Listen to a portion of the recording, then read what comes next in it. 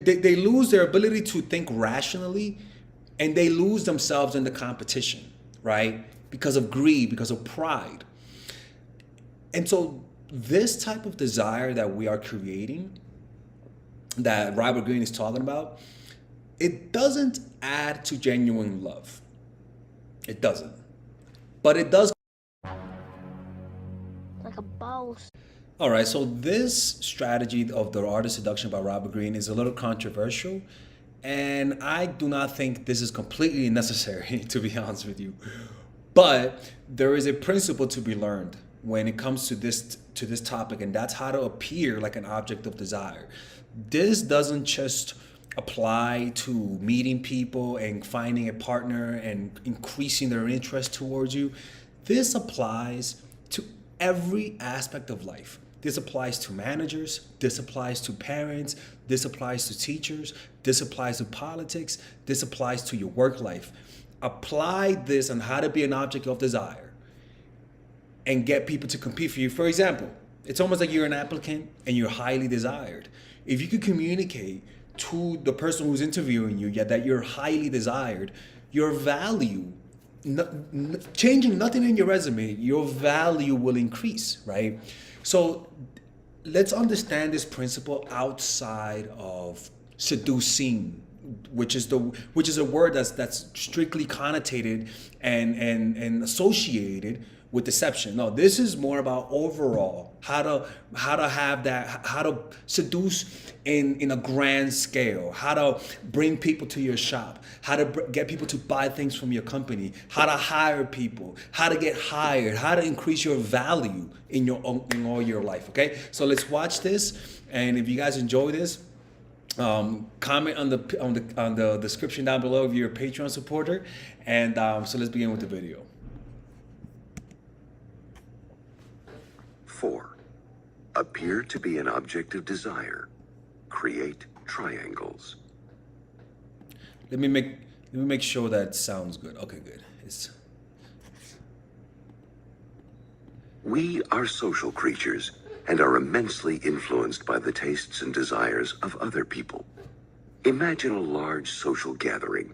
You see a man alone, whom nobody talks to for any length of time, and who is wandering around without company.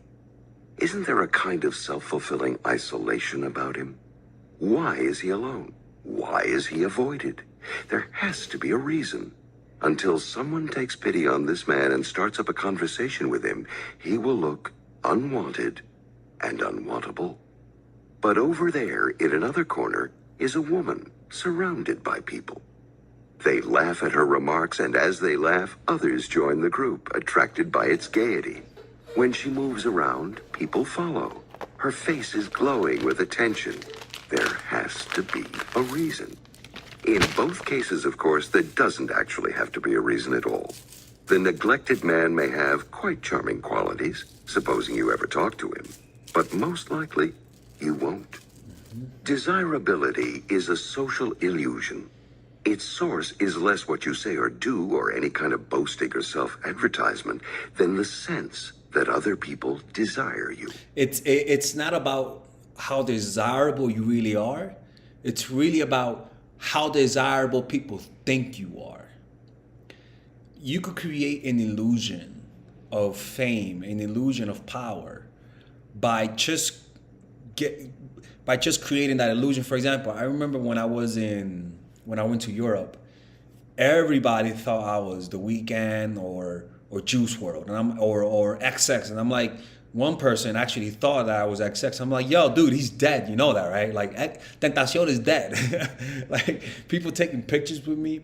And then one time there was this, when I was in London, this one kid legit thought that I was The Weeknd.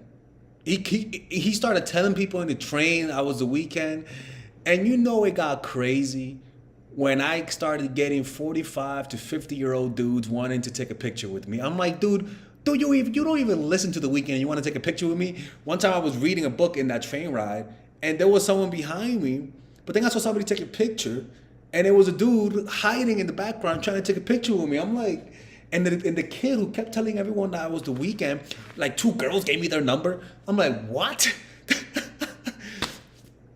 nothing changed, but the illusion of being a desirable person happened, right? It's called the celebrity effect, where you see people walking and people take pictures of them and it creates the illusion that they're desirable, right?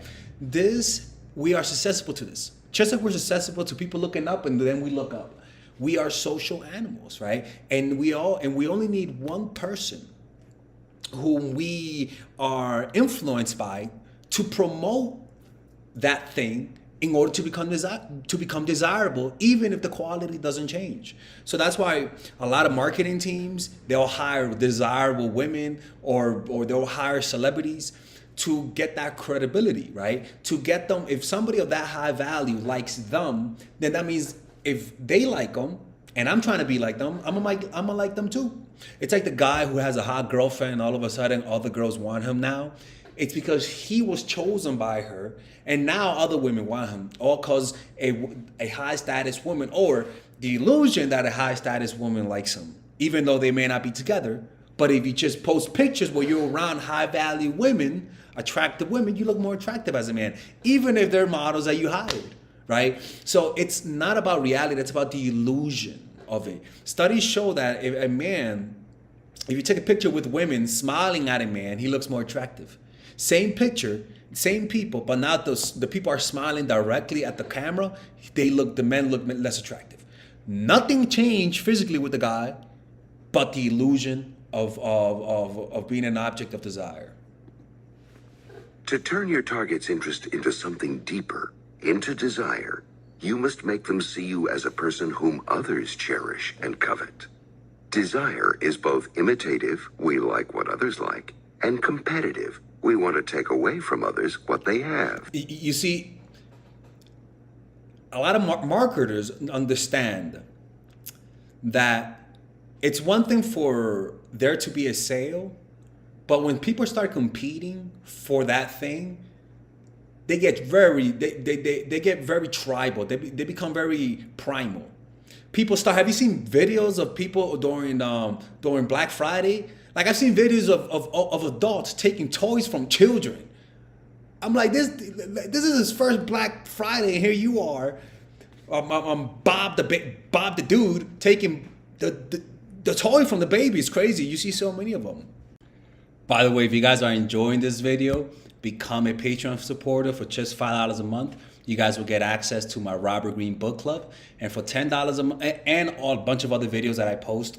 And for $10 a month, you get the audio version of the Robert Greene book club and the videos. And then for $25 a month, you get all those perks, plus you guys get to ask one question per month, and I'll make a video about it. Let's get back to the video. They lose their ability to think rationally, and they lose themselves in the competition, right? Because of greed, because of pride. And so this type of desire that we are creating, that Robert Greene is talking about, it doesn't add to genuine love. It doesn't. But it does create the illusion of desire in order to give the person time to develop a love for you. But if there's no potential from this person to love you, and you do this, you're only gonna get a temporary result, almost like going to a motivational weekend and leaving feeling motivated, but then it fades away. It's the same thing. As children, we wanted to monopolize the attention of a parent, to draw it away from other siblings. This sense of rivalry pervades human desire, repeating throughout our lives. Make people compete for your attention. Make them see you as sought after by everyone else. Mm-hmm. The aura of desirability will envelop you. It's an aura, but that's what it is. It's when you think about it as an aura. It's like when Charlie Murphy from the Chappelle Show, when he said he saw Prince. When he said he saw, not Prince, Rick James, he said that he literally saw an aura, right? But what's an aura? An aura is our emotions clouding a perception of someone. It's almost like our emotion. You know how when you say you feel sad and so everything looks dark and gloomy, even though there might be colors, but everything looks dark and gloomy. So your emotions is superimposing on what you see because your eyes have neurons to tell your brain what to see. So you might be seeing a beautiful scenery, but through the eyes of your emotions, you're seeing an aura of gloominess and sadness, like when you have a bad day.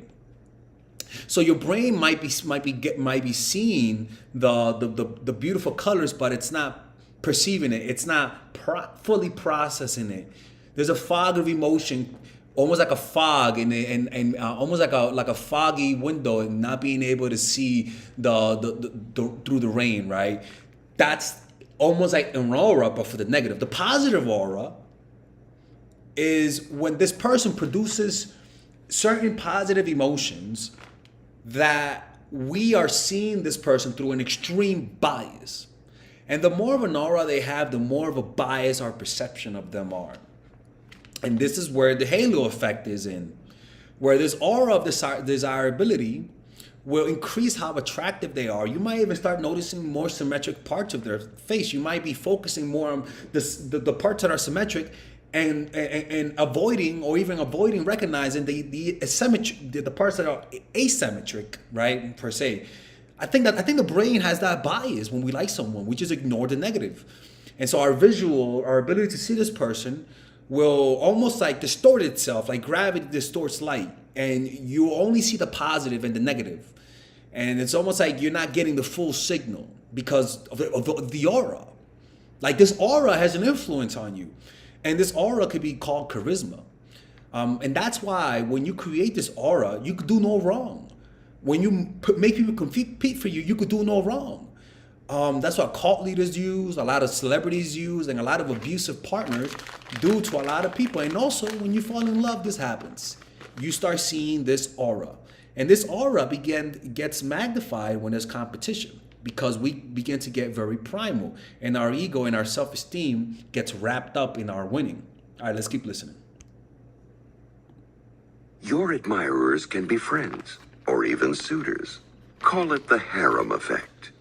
Pauline Bonaparte, sister of Napoleon, raised her value in men's eyes by always having a group of worshipful men around her at balls and parties. If she went for You see, it's not just about, you don't have to bank the whole football team like I always say. Just have friends. That's why I tell guys, look guys, to men, have female friends, man. One, if you don't know how to keep female friends, then there's something wrong with you. You are not self-aware. Honestly, you got to learn how to have female friends. And also, female friends comes with a lot of positives. One, they give you constructive criticism. Two, it's good to have. It's healthy for a man to have female friends. It just is, right? And three, it comes with social points, right? They know they have friends. They can introduce you to people, right? And also, you're signaling to people that you're not a threat. It comes with a lot of positives having female friends. Like, unless you date a super controlling woman, then she's gonna want to remove all your female friends. But there's a lot of positives to that, and there's a positive indication of a man who could keep female friends, and vice versa with a woman, right? By you having male friends, like I always say, having friends of the opposite sex always puts the other partner in a sexually competitive state. It always does. It is what it is. a walk, it was never with one man, always with two or three. Perhaps these men were simply friends, or even just props and hangers-on. The sight of them was enough to suggest that she was prized and desired, a woman worth fighting over. Andy Warhol, too, surrounded himself with the most glamorous, interesting people he could find. To be part of his inner circle meant that you were desirable as well. By placing himself in the middle but keeping himself aloof from it all, he made everyone compete for his attention. He stirred people's desire to possess him by holding back. Practices like these not only stimulate competitive desires, they take aim at people's prime weakness, their vanity and self-esteem. We can endure feeling that another person has more talent or more money, but the sense that a rival is more desirable than we are, that is unbearable. In the early 18th century, the Duc de Richelieu, a great rake, managed to seduce a young woman who was rather religious, but whose husband, a dolt, was often away. He then proceeded to seduce her upstairs neighbor, a young widow. When the two women discovered that he was going from one to the other in the same night, they confronted him. A lesser man would have fled, but not the Duke. He understood the dynamic of vanity and desire. Neither woman wanted to feel that he preferred the other. And so, he managed to arrange a little ménage à trois, knowing that now they would struggle between themselves to be the favorite. Yeah, this is honestly like, it's so insidious, but there is so much truth to that. It's just an uncomfortable truth. And I want to view this outside of the perspective of sexual relations, because it looks, under those lights, it looks manipulative. But when we look at it from an organizational perspective, or maybe a business or parenting, parenting is not that good, because this happens a lot with parents, and a lot of parents will tell you that their kids fight for their attention. And you see this dynamic, and a lot of the times the kids end up not liking their siblings, and they end up fighting a lot, all because they're fighting for the parents' attention. And I remember this happened to me one time, man, where this was during the evil days, people. So please don't judge me, okay? This was during the evil days. That was like many years ago. So anyway, so I made a date with a girl. And I was like, hey, let's meet up. And we met up. And I thought I met the girl. But then I got a text from another girl. She was like, hey, I'm at the bar you told me to be at. And I'm like, what? And she was like, yeah, I'm at the bar. I'm like, oh my God. I invited two girls without even knowing it. People, I'm forgetful. That sometimes happens. No, that sometimes happens. But that, I forget things sometimes. Not that happens. That was really rude of me, to be honest, because I was so sad. I was, anyways. So I told the girl that I was with on the date, I was like, look, you beautiful Egyptian girl, I have a little dilemma right now. She was like, what is it? And I was like, look, man, I don't know how this happened, but I invited you on a date today, and for some reason, I invited another girl by mistake. And I swear to God, people, it was by mistake. It was really by mistake. Anyways, so I was like, I don't know what to do. And she was like, well, invite her. I don't mind. I'm like, what?